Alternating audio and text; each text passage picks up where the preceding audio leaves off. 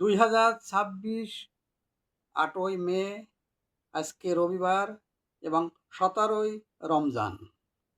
এবং আজকে আপনাদের কাছে একটি ভিডিও করতেছি আপনাদেরকে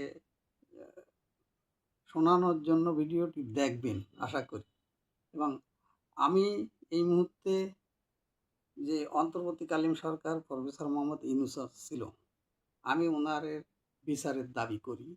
কারণ উনি এই দেশে যে ক্ষয়ক্ষতি করেছে এবং এই দেশের যে মানুষের যে ক্ষতি করেছে, এই ক্ষতি 20 বছরেও মানুষ পূরণ করতে পারবে না।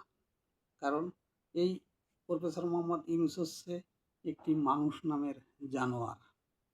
সে তাকে মানুষ ডক্টর ইউনূস বলে, আসলে এ ডক্টরের যোগ্য না।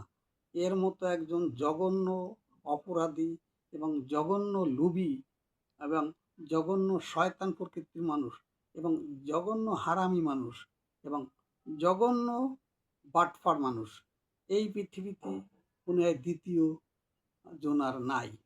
তা এই প্রফেসর মোহাম্মদ ইউনূসের হাতে আমাদের বাংলাদেশ কবলে পড়ে গিয়েছিল এবং একে দায়িত্ব দিয়ে অদক্ষ কিছু লোক তাকে দায়িত্ব দিছে, তাদের ব্যক্তি স্বার্থে দায়িত্ব দিয়ে তারা এই দেশটাকে লুটপাট করেছে, তারা এই দেশটাকে ভাঙচুর করেছে